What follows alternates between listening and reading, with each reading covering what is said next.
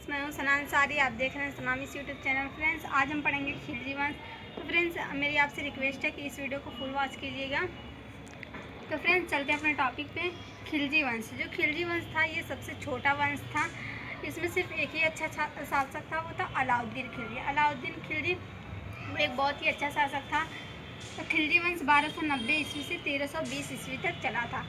खिलजी वंश का संस्थापक जलालुद्दीन मोहम्मद खिलजी था। जलालुद्दीन मोहम्मद खिलजी जो था, ये बहुत ही दयालु शासक था, लोगों पे अत्याचार वगैरह नहीं करता था। जलालुद्दीन मोहम्मद खिलजी का एक भतीजा था जिसका नाम था अलाउद्दीन खिलजी। अलाउद्दीन खिलजी बाद में चलकर जलालुद्दीन मोहम्मद खिलजी का दामाद बन गया। उसने जलालुद्दीन मोहम्मद खिलजी की बेटी से शादी कर ली और बाद में जाके अलाउद्दीन खिलजी जलालुद्दीन मोहम्मद खिलजी का दामाद बन गया।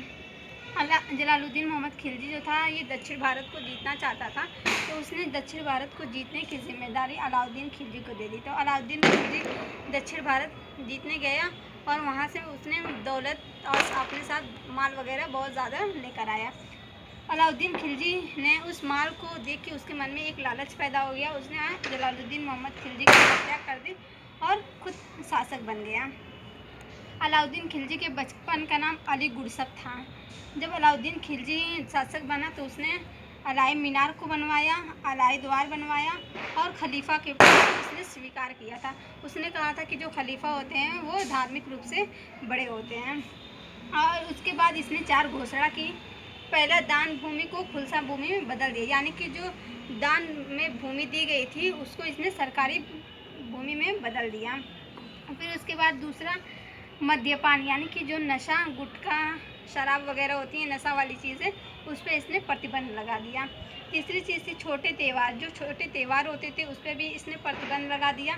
अमीरों के मिलने जुलने पर भी प्रतिबंध लगा दिया। जो अमीर लोग होते हैं वो आपस में मिलते जुलते थे, तो इसने उस पर भी प्रतिबंध लगा दिया। इसका कहना था कि जो अमीर लोग होते हैं वो आपस में मिलते जुलते हैं तो राजा के खिलाफ षड्यंत्र रचते हैं, इसलिए इसने अमीरों के मिलने जुलने पर भी प्रतिबंध लगा दिया। चौथा है सैनिकों की व्यवस्था। इसने सैनिकों की बहुत अच्छी व्यवस्था की थी। इसने एकता कर को समाप्त कर, एकता व्यवस्था जो शुरू की थी, तो उसमें इसने अलाउद्दीन खिलजी ने एकता व्यवस्था को समाप्त कर दिया था। इसने सैनिकों को वेतन देना शुरू कर दिया था, लेकिन वो ईयरली देता था, साल में एक बार ईयरली देता था वेतन। इसने सैनिकों के लिए कैंटीन भी बनवाई। वहाँ पे टैक्स, इसने कहा कि जो सैनिक होते हैं उनको टैक्स फ्री चीज़ें दी जाएगी। और इसने सैनिकों के लिए एक जैसा ड्रेस बनवाया। और सैनिकों और इसके जो सैनिक होते थे, जो घोड़ा वगैरह होते थे, तो घोड़ा के दागने की भी व्यवस्था इसी ने की थी। जो घोड़ा होते थे उनको थोड़ा सा दाग दिया जाता था, जिससे ये पता चल जाता था कि ये इन्हीं का घोड़ा है। तो घोड़ा दागने की व्यवस्था भी अलाउद्दीन खिलजी ने ही की थी। इसने टैक्स भी लगाया था कई चीज़ों पे। पहला था जजिया। जजिया जो था वो एक सुरक्षात्मक टैक्स था। ये सिर्फ मुस्लिम लोगों को छोड़ के बाकी सभी लोगों को देना रहता था। मुस्लिम लोग नहीं देते थे, बाकी सभी लोग देते थे। दूसरा था ज़कात। जो ज़कात था वो सिर्फ मुस्लिम लोगों पर टैक्स लगता था और बाकी किसी और धर्म पे नहीं लगता था। बाकी लोग नहीं देते थे, सिर्फ मुस्लिम लोग देते थे ज़कात, और अभी भी देते हैं। और तीसरा है खुम्स।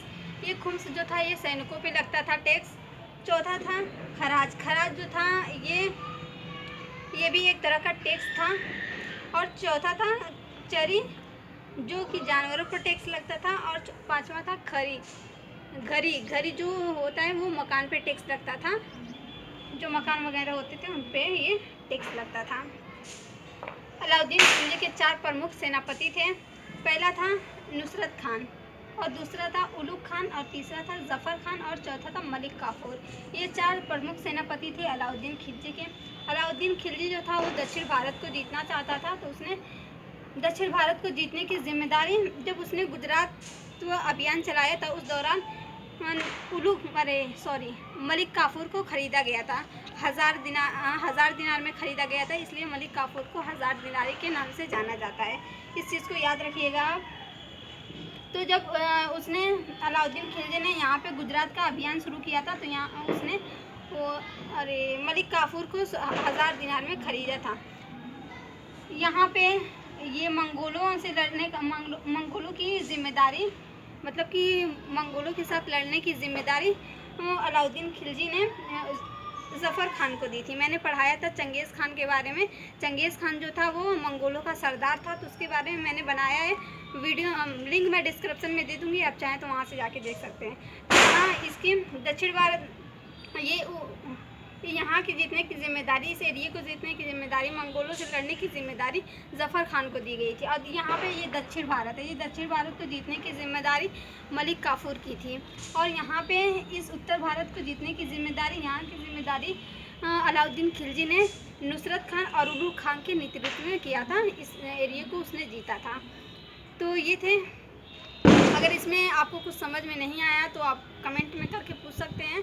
आज के लिए इतना ही, अब मिलते हैं अगली वीडियो में। मेरा एक और चैनल है इसके नाम से चलता है, उसमें ग्रामर मैं पढ़ाती हूँ। अगर आपको ग्रामर पढ़ना है तो उस चैनल को जाके सब्सक्राइब कीजिएगा, सना मिस के नाम से वो भी चलता है। तो आज के लिए इतना ही, अब मिलते हैं अगली वीडियो में। तब तक के लिए बाय बाय।